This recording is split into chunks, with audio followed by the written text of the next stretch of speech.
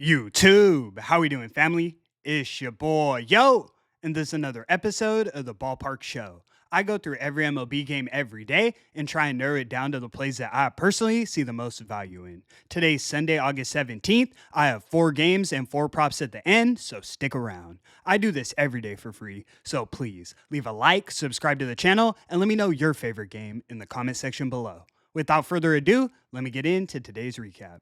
Recapping yesterday, we dropped our highlighted play of the day. We took the San Diego Padres on the money line in Los Angeles against the Los Angeles Dodgers. Sheesh, we were in trouble from the first inning. Blake Snell gives up 3 straight hits, no runs. Then Dylan Cease starts the inning with 3 straight walks. It was miserable. The Padres somehow out-hit the Dodgers 6-5 and still lost the game 6-0.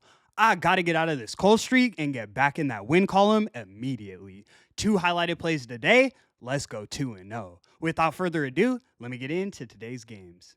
In our first matchup, we have the Philadelphia Phillies in Washington taking on the Washington Nationals. Phillies are minus 174 on the money line, and the total is 9.5 runs. On the mound, we have Aaron Nola going for Philly, and we have Mitchell Parker going for Washington. Don't be fooled by their current ERAs. This is a huge pitching mismatch. Nola's had a rough start since returning to the lineup, but he's getting batters to chase and getting ground ball outs, so I expect significant improvement moving forward. He's a career 3.8 ERA guy through 10 seasons.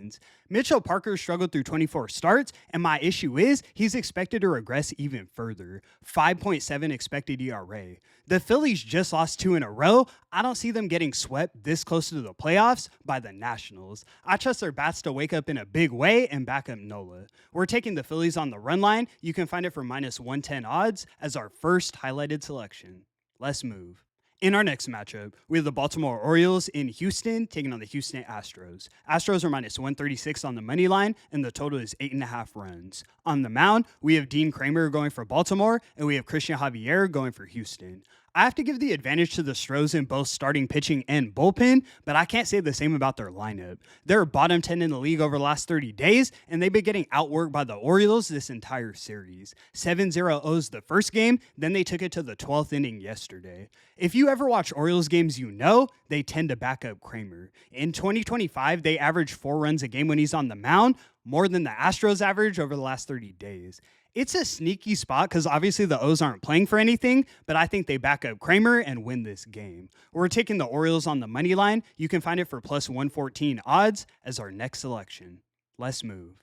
In our next matchup, we have the Pittsburgh Pirates in Chicago taking on the Chicago Cubs. Cubs are minus 200 on the money line, and the total is 8 runs. On the mound, we have Carmen Mlodzinski going for Pittsburgh, and we have Javier Assad going for Chicago. Similar to the Phillies game, this pitching matchup is a bit misleading. Assad has a 9.0 ERA, but he only has 1 start in 2025. He's a career 3.5 ERA pitcher, so I definitely expect improvement moving forward. Mlodzinski, on the other hand, is expected to regress even further. High walk rate, and he gives up hard contact. I always tell you guys, it's a recipe for disaster. I know the Cubs offense hasn't done much recently, but they should wake up today in a big way. Better starting pitcher, better lineup, and better bullpen. They should win it by a margin. We're taking the Cubs on the run line. You can find it for plus 110 odds as our next selection. Let's move. In our last and final matchup, we have the Seattle Mariners in New York taking on the New York Mets. Mariners are minus 126 on the money line, and the total is 8 runs. On the mound, we have George Kirby going for Seattle, and we have Clay Holmes going for New York. Both of these pitchers have the exact same ERA at 3.71, but I'd give the slight edge to Kirby. Holmes is more of a ground ball specialist, where Kirby gets those ground ball outs, but he also gets strikeouts. I like both options, but I don't think either guy will be perfect. Same goes for the bullpens. Both are solid, but neither are top 5. The big thing for me is this game is being played in Journey Bank Park. It's a historical park in Williamsport, Pennsylvania that they use for Little League games. Smaller dimensions, the deepest part of center field is only 405 feet. I think we see a bunch of runs and go well over this total. We're taking the Mariners and Mets over 8 runs as our second highlighted selection.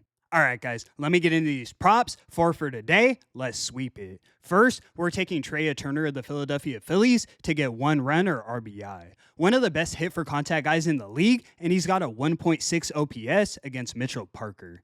Next, we're taking Corbin Carroll of the Arizona Diamondbacks to get 2 or more bases. Can't say enough about this guy. He's got speed, hits for power, and he's playing in Coors Field.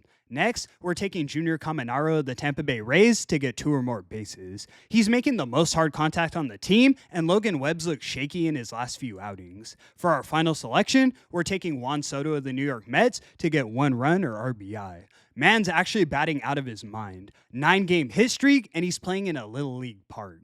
And that's going to conclude today's video. Thank you so much for tuning in, guys. 12 and 12 highlighted in August. Still slightly profitable with plus money, but I need to get back in that win column today. To be honest, I'm ready to sweep it. Let's go 4-0.